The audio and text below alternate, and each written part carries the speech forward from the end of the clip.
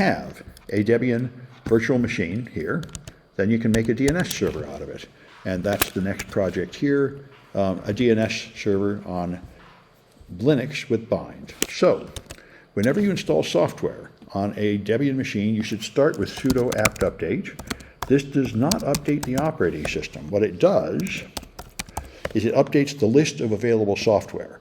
Otherwise, when you install software, it might try to install an old version which is no longer available in the repositories. Now I should be able to install these various. Bind9 is the essential piece here. That's the part that actually does the DNS serving. These other are utilities to sort of help you with it. So I install those things. There they go. And now if I do sudo ss for socket state minus plun, that'll tell me about the UDP services running on my machine.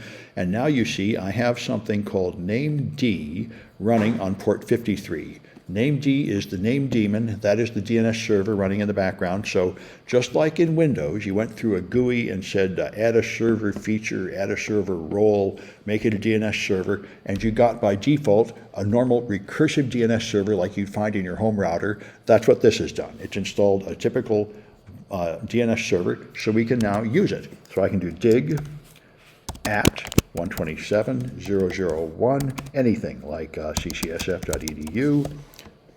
It'll find it. It found the IP address. It can find the IP address for anything because it's a recursive server. It doesn't know anything except how to find the root servers, but from them it would find anything that's available on the public internet. All right, and so you can get a flag here by finding a text record. And now we can view the cache. So if I do this, sudo rndc dump db, it'll show me what's in the cache.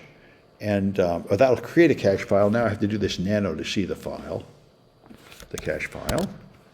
And in the cache, I've got information about the root servers. And there's a signature. These are the cryptographic signatures that came through and keys and such, all this resource record signature stuff for DNS Sec. Then there's some glue records. And I imagine there's some stuff about CCSF in here because I just asked a question about CCSF, so that's going to be in the cache for a while.